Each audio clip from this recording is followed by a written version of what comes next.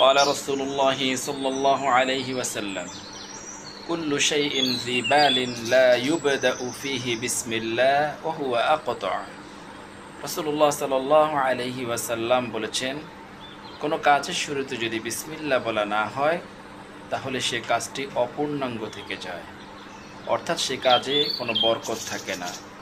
যেমন কেউ খাবার শুরুতে বিসমিল্লাহ বলল না, তাহলে সে খাবার খাওয়া তার হতে পারে, কিন্তু সে খাবার খেয়ে তার শরীরে শক্তি আসবে না, সে খাবার তার মধ্যে পুষ্টি যোগাবে না, তাকে রোগমুক্ত রাখার ক্ষেত্রে সাহায্য করবে না, কারণ সেখানে বরকত নেই।